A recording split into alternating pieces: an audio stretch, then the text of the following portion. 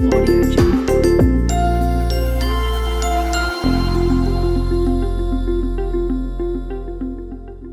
Welcome to Heartbeats from Lifelong Learning and our series on hyperlipidemia and atherosclerotic cardiovascular diseases, or ASCVD.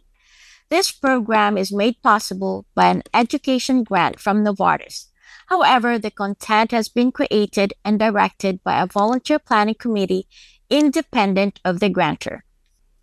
In this episode, you'll learn about the patient's perspective on living with hyperlipidemia and its impact on health outcomes.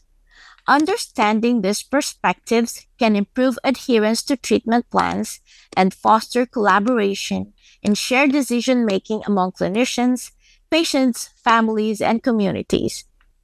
I'm Emily N. Andaya, a primary care physician with board certifications in clinical lipidology, obesity medicine, lifestyle medicine, and advanced diabetes management.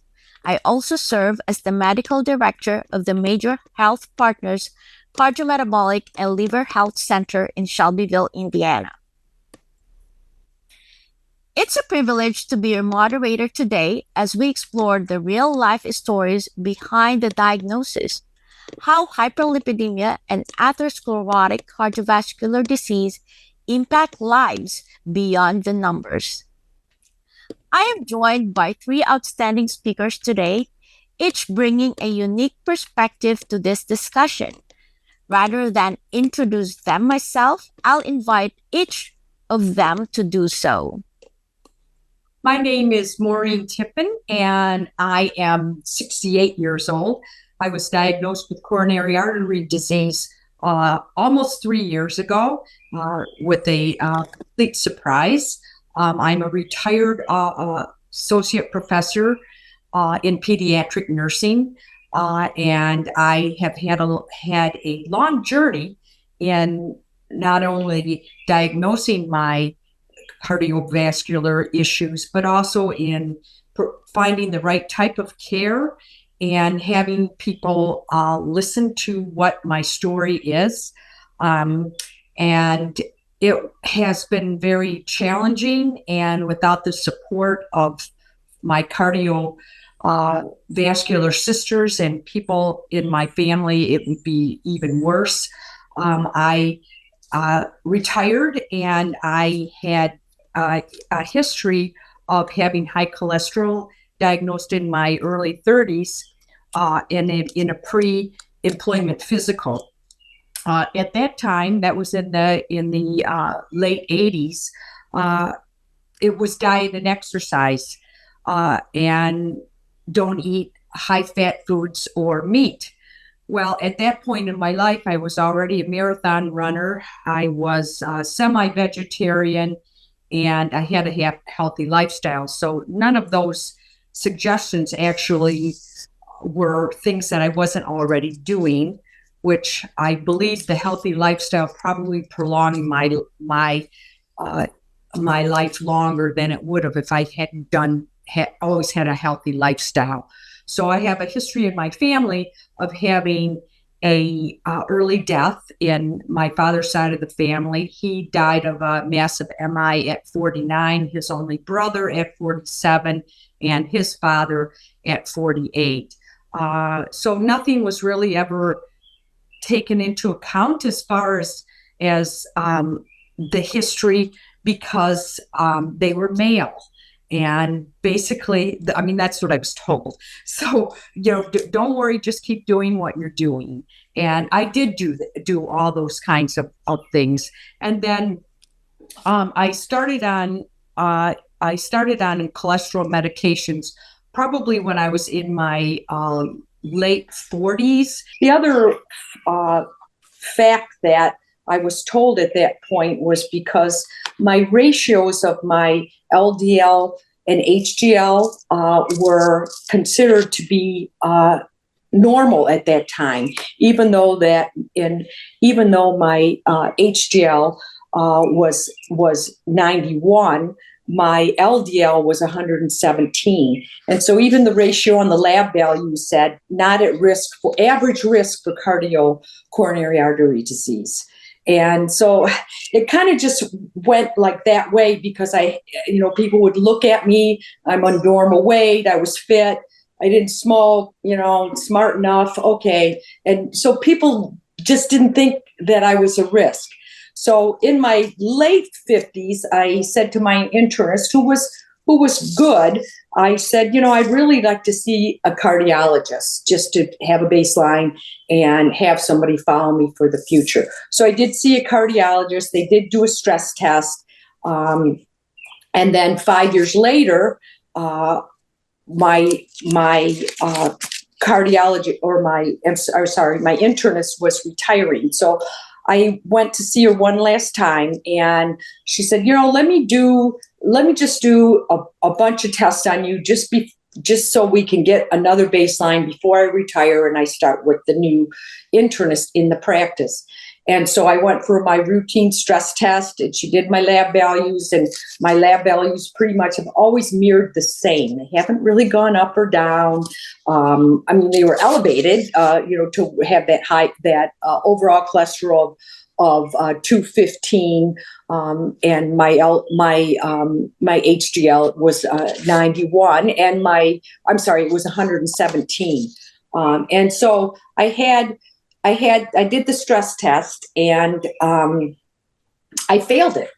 And she called me and she said, and I was supposed to run a half marathon the next week. And she said to me, Maureen, I don't want you to run that half marathon. And I said, are you sure? And she said, absolutely. And at my visit at that time, my blood pressure was up, and my blood pressure had never been up. I hadn't been on any meds. And she said, I want you to take a trial on a hypertensive. And she pretty much saved my life, because the next week she retired.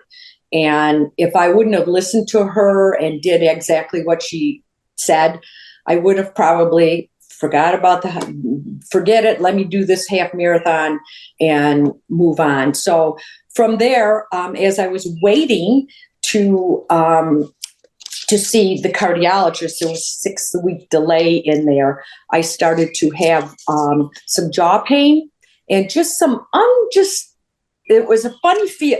This is how I described it, and that's probably why they didn't believe me, that I said, my running is off. I can't run as fast as I used to run, and I just feel funny. That was my point. I just feel funny. I don't feel right. Something is wrong, and my jaw hurt. So I went to the new internist. This was like a week later, because I had not too much time. There was too much time between that time and the time I was to see the cardiologist, which would be it's almost 3 years to the date. And so I went in to see her, and she said, go to the emergency room. And I said, I don't feel like I'm in an emergency situation and, taking up emergency care. She said, you'll skip the line. You need to have testing, and you can't wait another 6 weeks. So I said, okay. And I went to the emergency room, the local community hospital, and they did not have a record of my stress test in the EMR. And luckily, I was smart enough to print the stress test out, because they were going to send me home. And they said, well, we can't do anything because we don't have your stress test. And I said, how about this one? And I pulled it out of my purse. And then they looked at it, and then I went to the cath lab. And at that point, I had 4 stents put in, and I had a difficulty afterwards, went back to the cath lab 2 more times. And so it was not a good situation. I got out of that hospital. I returned again 2 weeks later with a back to the cath lab, and had a balloon completed. And then I came home and changed healthcare systems. So I don't want to take up everybody's time, but short end of the story was I ended up in 2 different major medical centers before I found my home. And in that process, I found that I entered a research study called the Tapestry Study. And in that study, I had found out I have the LDLR gene, recessive gene, and both of my children and one of my grandchildren right now I've been diagnosed with it. So here I am. I'm healthy now. I had another balloon done in January of this year. I'm running another half marathon at the end of the month, and all's good. Thank you so much for your story, Maureen. Now we'll listen to the story of Lynn. Hi, I'm Lynn Benke. I'm an adjunct faculty at the University of Michigan Flint School of Nursing, and also Saginaw Valley State University as a health equity faculty there. I call myself a highly seasoned nurse practitioner because I've been in practice for 35 years. I've been a nurse 47 years, which I'm not sure how that can be since I'm 29.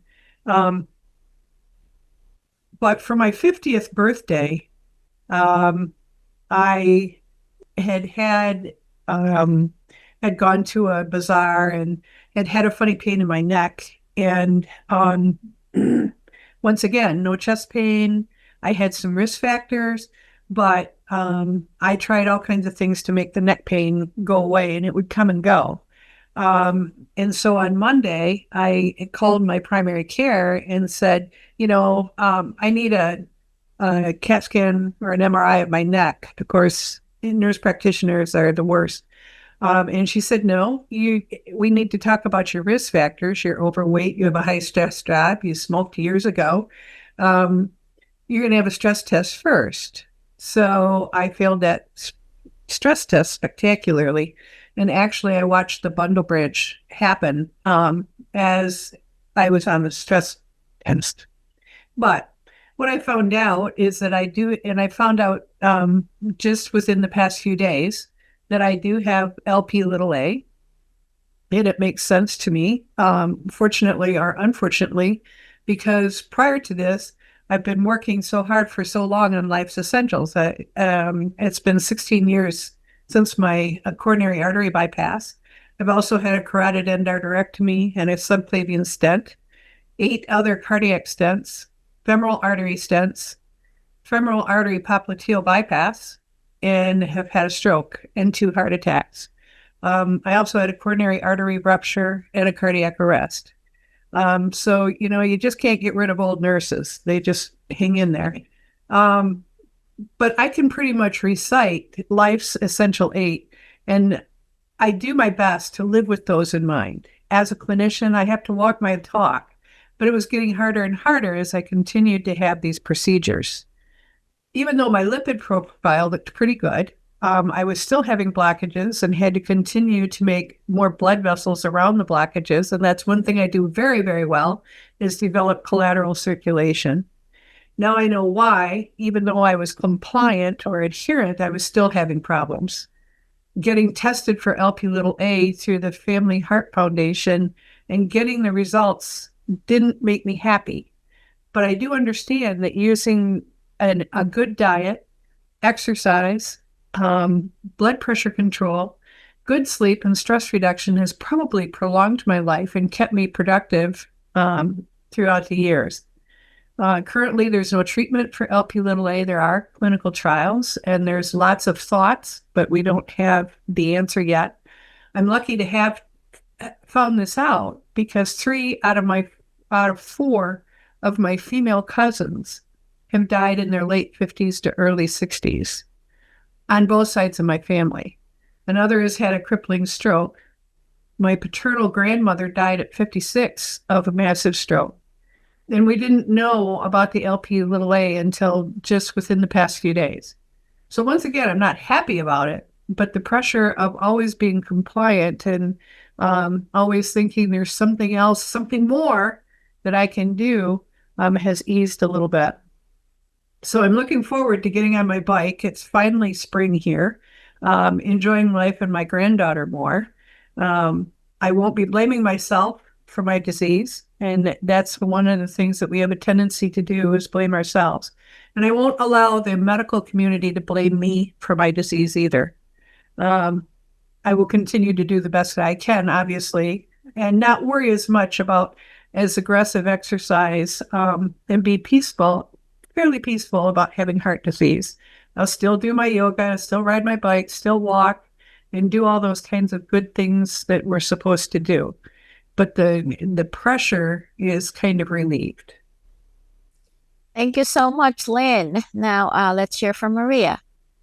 Hi, I'm Maria Bowman Horner, and I'm from Shelbyville, Indiana, 67 years old, and I'm a retired industrial pharmacist.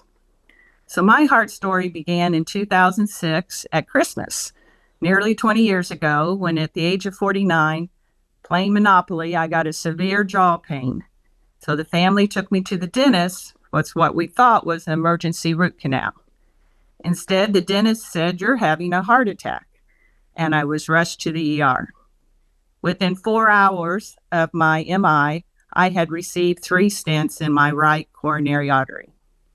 The cardiologist informed us that my heart attack was attributed to the work stress of my job and that I needed to lose weight. This diagnosis forced me to make the difficult decision, and I retired early from my successful career overseeing a global quality assurance team at 51. For the next several years, my health became my primary focus, and I had successfully implemented the lifestyle changes. However, in 2013 and again in 2019, I had abnormal stress tests. So I received my first stent in the LAD artery and my 4th stent in the right coronary artery. So as a retired pharmacist, I can honestly say these were the most frustrating years because I was doing all the right things and reducing day-to-day stress, but having all these heart episodes. We have tried every commercial drug available, and my Lp(a) levels remain unchanged. So why am I still having these heart events? So in 2022, my doctor started testing my Lp(a) levels to explore genetic factors. Is that the contribution to these episodes? Through those last 3 years, my Lp(a) results fluctuated between 150 and 325, and there's no detectable pattern, with the limit being no more than 50. Then last month, April of 2025, I suffered another episode of severe jaw pain, resulting in the placement of another stent in the distal right coronary artery. And they told me the 3 original stents are now 50% blocked. My understanding of my heart disease has evolved, revealing that genetics is playing the dominant role. No amount of exercise, dietary modifications, current medications, or retiring from my career has impacted Lp(a) levels. These sticky strands just keep circulating in my blood and progressing my heart disease. While I will strive to maintain the healthy lifestyle, it's challenging to live in the moment when I'm constantly worried about the possibility of another heart attack or having a stroke. And tragically, the doctor recommended our 3 children get tested, and our oldest daughter, who is a marathon runner, discovered she has elevated Lp(a) levels and is now beginning her own heart journey at just 41 years old. Thank you so much for sharing your stories. Those are very compelling. It's not often that we get to hear such powerful personal experiences like the ones you've shared today. And yet, all 3 of you have walked a similar path, facing atherosclerotic cardiovascular disease. And we're thankful that you've chosen to speak up so others can learn from your journeys. So we often talk about the usual risk factors: high blood pressure, diabetes, being overweight, high cholesterol, and unhealthy lifestyle habits. These are well-known contributors to atherosclerotic heart disease. That's why the American Heart Association introduced Life's Essential 8, a comprehensive framework to help people live longer, healthier lives by preventing cardiovascular disease. The Life's Essential 8 includes the following: blood pressure control under 120 over 80 millimeters mercury, non-HDL cholesterol under 130 milligrams per deciliter, a body mass index under 25, no history of diabetes or prediabetes, not smoking or vaping, getting 7 to 9 hours of quality sleep each night, following a healthy diet, either the DASH diet, which emphasizes low sodium, low saturated fat, and minimal added sugars, or the Mediterranean diet, which is rich in fruits, vegetables, whole grains, lean proteins, and healthy fats like olive oil. Also, engaging in at least 150 minutes of moderate intensity aerobic activity or 75 minutes of vigorous activity each week. We now have a way to measure cardiovascular health through heart health score based on these 8 components. The higher the score, the lower the risk of heart attacks, strokes, and other cardiovascular events. That's why lifestyle modifications is a core part of the treatment guidelines for hypertension, diabetes, and hyperlipidemia. Because these changes are foundational to preventing and managing ASCVD. Let me ask Maureen the first question. Maureen, you mentioned you kept a healthy lifestyle. I'm curious if you knew your heart health score based on the Life's Essential 8. I did not know my score, but being a retired nurse and being introduced to cardiac health at an early age, I had done a lot of reading. And so I followed whatever the American Heart Association at that time was recommending. It was a low-fat diet. My children were all on low-fat diet. No saturated fats and increased fiber. I still get teased from the neighbor kids that how I used to give them brownies that were made with applesauce instead of oil, and I still take slack for that. But just all those kinds of modifications. So yes, I did follow what at the time was recommended. Absolutely, as far as diet, exercise, the stress sometimes not so much. I mean, you're a working mother. I was in a stressful career in the nursing field. And in retrospect, that was probably something that maybe I could have controlled better. Would I have been able to leave my career? No. Financially, I couldn't do that, or even mentally, I couldn't do that. So, I mean, that's the, and I knew at the time that was one thing that I had to do a better job at as far as the essentials. So the rest of the stuff, really, I had been following really my whole life. So, Perfect. So technically, your odds for cardiovascular disease event would have been really low, but despite that, you had multiple cardiac events. So listening to you looks like your risk factor was just the family history. mhm. And I'm curious because we know that it's really a struggle to maintain a healthy lifestyle. But what kept you motivated to maintain that great lifestyle?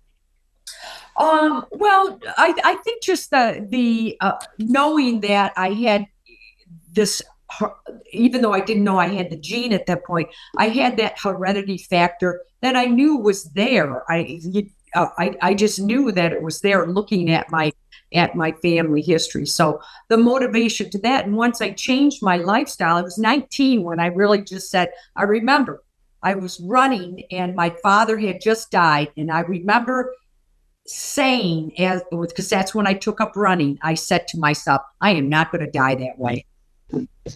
And I made a pact with myself at 19, I am not going to die that way. And I still have that pact. Yes, very good. Good for you. So, my next question for you, Maureen. After knowing you had the genetic mutation, sounds like it is the familial hyperlipidemia. Is that the diagnosis that they gave you? Yes. That is not very common. We'll talk more about that later. But I'm curious. You said your cholesterol was normal. How your LDL? Tell me what was the value of your LDL? Okay, so my LDL in 2000 2021, which was prior to having my Yes. first cardiovascular event, my LDL was 117. Okay. My HDL was 91, and my overall cholesterol was 215. Now, I was postmenopausal at that time. So, for, a few years. And so the numbers went up a little bit after I stopped menstruating, but not significantly. Another question, when you started on cholesterol medication, how low did that LDL go, and what medicine did it go down to less than 65 or less No, than it never did. It was just inching under 90. And I had severe muscle and joint pain, and so I couldn't take large doses. Were you screened for LP little a? I was. And what? Okay, interesting though. I was not screened for that until I went to the Mayo Clinic for a second opinion, and that's when I was screened for that. And it was 21 when that was in 2022 that I had that done. Okay. Okay. We'll talk more about that. Thank you so much. Before we continue with our discussion, let's briefly review LP little a or lipoprotein little a. Lipoprotein little a is a unique lipoprotein particle composed of an apolipoprotein B100 containing LDL particle bound to a distinct apolipoprotein A. Elevated levels of LP lipoprotein little a are independently associated with an increased risk of myocardial infarction, stroke, peripheral artery disease, and calcific aortic valve disease. Critically, up to 90% of LP little a concentration is genetically determined. Unlike other cardiovascular risk factors, LP little a levels are not significantly modified by lifestyle interventions such as diet or exercise. Statins, while effective in lowering down LDL-C, do not reduce LP little a and may in fact increase levels by 10 to 15%. The global prevalence of elevated LP little a is estimated to be 20 to 30%. In patients with established coronary heart disease, elevated LP little a further increase the risk of cardiovascular events, particularly in those whose LDL-C is 130 or more. It also contributes to atherosclerosis by accumulating in the arterial wall, promoting endothelial dysfunction, vascular calcification, inflammation, and thrombosis. Because of its clinical importance, the National Lipid Association recommends that all adults and select high-risk children be screened at least once for LP little a. So to risk stratify the risk of the patient, we consider it low risk if their level of LP little a is less than 75 nanomole per liter or less than 30 milligrams per deciliter. We classify them intermediate if their number is 75 to 125 nanomole per liter or 30 to 50 milligrams per deciliter. And we classify them high risk if it is 125 or more or 50 milligrams or more per deciliter. Currently, no commercially available therapy can significantly lower LP little a levels. However, for high-risk individuals, clinicians can consider aggressive risk factor modification, cascade screening of family members, lifestyle optimization, and pharmacotherapy with statins, PCSK9 inhibitors, aspirin, and in selected cases, lipoprotein apheresis. Now, familial hypercholesterolemia is another important genetic condition contributing to elevated cardiovascular risk. It is a monogenic autosomal dominant disorder affecting approximately 1 in 250 people worldwide. and it is characterized by markedly elevated LDL-C levels, and it confers a 20-fold increased risk of premature coronary artery disease. It results from mutations in genes involving LDL metabolism, primarily the LDL receptor, but also ApoB, PCSK9, and ApoE. Heterozygous FH occurs when one mutated allele is inherited, and homozygous FH, a more severe form, results from inheriting two mutated alleles. Importantly, elevated Lp(a) is more prevalent in patients with FH, compounding their cardiovascular risk. This intersection underscores the need for early detection, aggressive risk factor management, and also genetic counseling. So for you, Maureen, we'll go back to you.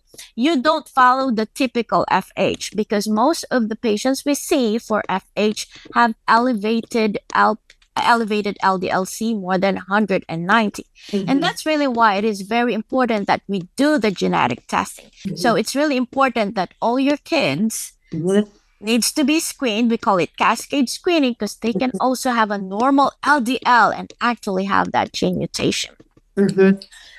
So now for Lynn, you mentioned your lipid profile looked good. What was your LDL number before and after initiation of your treatment? My LDL prior was about a 110. And afterwards, most recently, it's 67.4. Okay. My VLDL is 38. Here's my trouble spot. My HDL is 39, but it's way up from the 28 that it was Okay. when I first started having trouble. But my total cholesterol is 145. But So- Maureen brought up the leg pain, and I was having a terrible time with joint pain, leg pain, and I didn't recognize it for what it was, what I think it probably was, and what I believe that it probably was claudication, because it would get worse when I was walking up an incline. It never got bad on my bike, but when I was walking long distances, I would get really bad leg cramps. And so, hindsight's 2020. So Lynn, you also do not fit the profile, right? Your LDL was really good, and considering you have all those vascular diseases, and that is why we need to investigate further. When a patient have a second cardiovascular event, we need to look at what is causing it. Because if we're just gonna look at your LDL, we're probably gonna say, "Hey, that's normal. Don't worry about it," until you have that event. And they did a really good job in lowering. The goal really is if you have like 117 or 110 for you, if you have that first event, we want to lower it down less than 50%. And for you with the leg pains, that probably was a barrier to optimize your treatment as well. So did you ask your cardiologist what could have been the reason why you're having all those vascular diseases? I'm just curious, what was their explanation? Well, he really felt like it probably was genetic.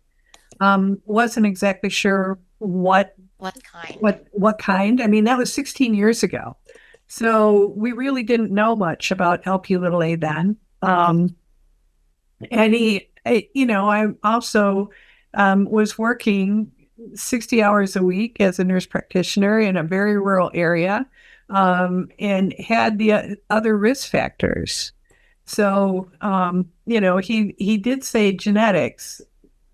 But also there was pre-diabetes and stress and all those other kinds of things. Get 5 hours of sleep when you're on call, you get woke up, and all those kind of negative lifestyle things that happen when you're in clinical practice. Those are our social determinants of health. Okay, so did you ask your provider to test you for Lp(a) when you asked your provider recently? What answer did you get? Did you? I didn't really get an answer, but I didn't get a test. So I contacted the Family Heart Foundation. Then they do free testing, which I was thrilled to find out, particularly living in a rural area where I'm at. Having the correct laboratories to do the testing can be a barrier for people. Um, so I contacted them. They sent me the kit. I did the test and sent it back. Perfect, perfect. So, as a clinician and as a patient as well, what have you learned about your experience that you would recommend to us, the medical community, that could help improve the care for patients with ASCVD, patients like you? The key thing is, to me, I mean, exercise, as we've talked about, is so important. But keeping in mind the social determinants of health, can people afford to go 90 miles to a tertiary specialist? That my cardiologist is 90 miles away. My primary hospital is 90 miles away. So when I had the stroke, I drove.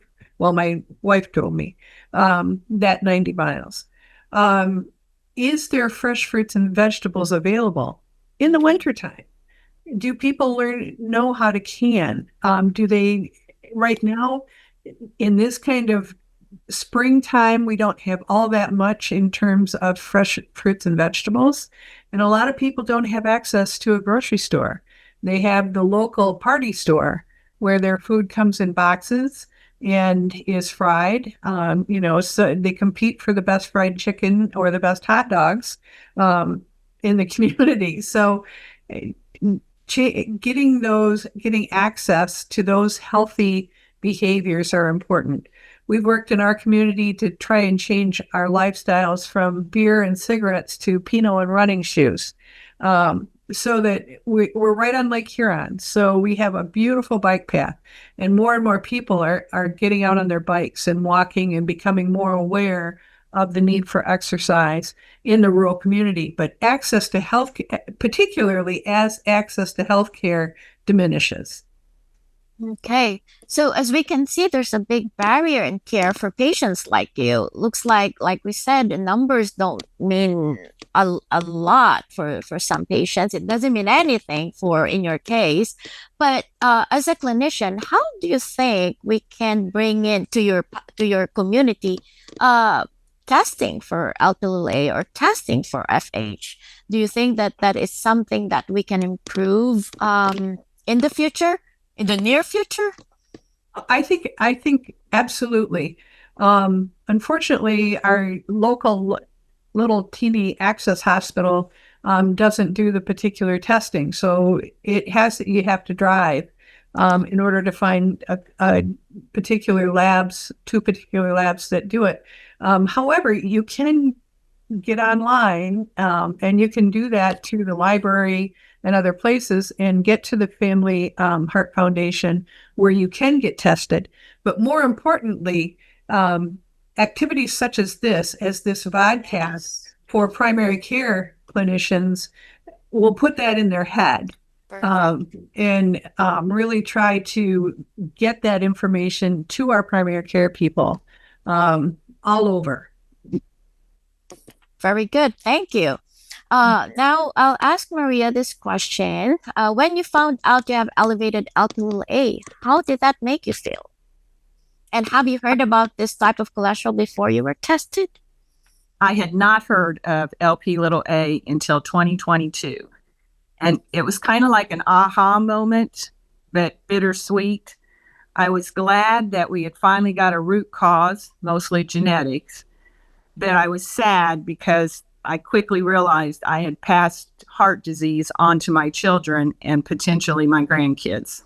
I understand you live in a rural community. How did you get tested for Lp(a)? One of my doctors, lifestyle management, had a relationship with the Boston Heart Clinic. And so we sent my tests or my blood samples there, and that was the first time we saw the Lp(a) result. Very good. And so let me just say this. Studies consistently show a very low prevalence of individuals achieving ideal levels of life's essential 8, which is about less than 1% across all age groups in the United States. Lynn, as a clinician, what are some of the common barriers you see that prevent your patients from adhering to Life's Essential 8? I know you mentioned some earlier, but if they're going to make one big change in your community, what do you think is that one big change that can make a big difference in improving that Life Essential 8? I think exercise is number one, and number two is diet. But number three is having a clinician that understands this process and can coach and encourage. For example, I've lost 50 pounds, but doing the life check, there's no kudos for those kinds of things. So having a relationship with a clinician who will help coach and encourage the lifestyle changes that need to be made. Once again, stress is there, but we know that exercise helps mitigate that. Access to healthcare, we're doing the best we can. We're doing the best we can, especially in this day and age. So I think in our community, we also have a group called the Taoist Wellness Warriors, which is a community group who is dedicated to coaching and helping people exercise with them. There's the Thursday night 5K, which you can bike, walk, or run. They have Monday night community dinners, which are generally healthy choices. So these kinds of values are being woven into the community. Perfect. How about you, Maria? What do you think is the biggest barrier in your rural community? I'd say our number one challenge is healthy foods. We're very limited with fresh fruits and vegetables, and the selection of lean meats and fresh fish is challenging in the Midwest. Okay. Well, do you have any thoughts on how you think we can improve that?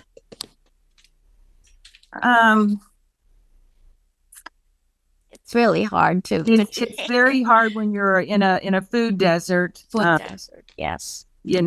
But twice a month I'll drive the 60 to 70 miles to the big city to go to the bigger grocery stores to get selections. Okay. So as we can see here, there's also disparity in care.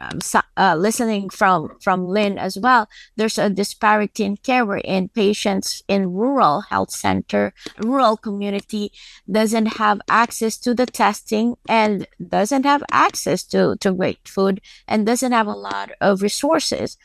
So as providers, those are the things that we potentially need to work in closing those gaps. If the patient cannot go to the tertiary hospital to get tested, maybe we can do some projects wherein those tests we can bring to the community. So those are the things that we can improve. Maureen, is there anything else that you think that you can add or any thoughts? About the food, I mean, I'm fortunate that I live in a community where I do have access to fresh fruits and vegetables. I think the thing that concerns me the most for families now is the cost of food and making those kinds of choices. For example, I mean, the other thing I've been very blessed with is that my husband is a maniac gardener, and I have access to that, but it's a lot of work. Canning, Lynn, like you said, but like almost trying to role model, you don't have to have 5 acres of a farm. You can do some tomatoes. I mean, I think that word we need to get out that, like that's cool now. To have your own garden, to do that kinds of thing. I think there is a movement that way, but as prices go up with food, I worry about this even becoming more of a problem for people just because of, not that they don't have the knowledge. maybe need to make cuts in their finances, that I can't afford to buy salmon. It went from, $12 a pound to $20 a pound now, or it's not even accessible. So, I mean, those kinds of things I think that we can work on. Okay, thank you so much.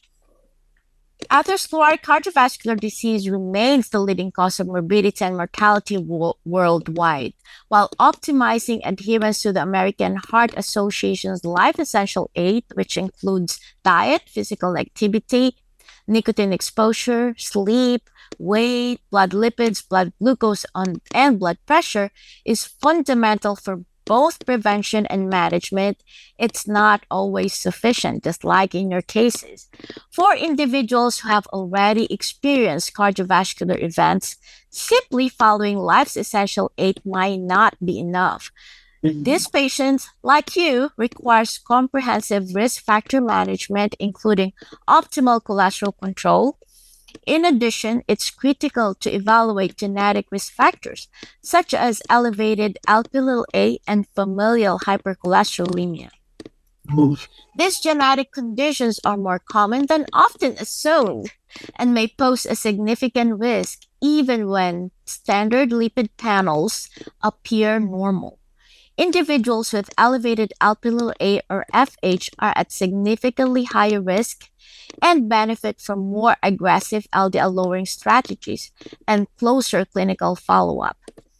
Implementing universal screening for Lp(a) and cascade screening in families with a history of early ASCVD can help identify at-risk individuals early, well before clinical events occur. In our upcoming episodes, we'll take a closer look at Lp(a), its clinical significance, and promising developments currently in the research and therapeutic pipeline. Thank you all for participating in this Heartbeats from Lifelong Learning. To get additional information and to claim credit, please visit learn.heart.org. Thank you so much. Thank you. Thank you. Thank you.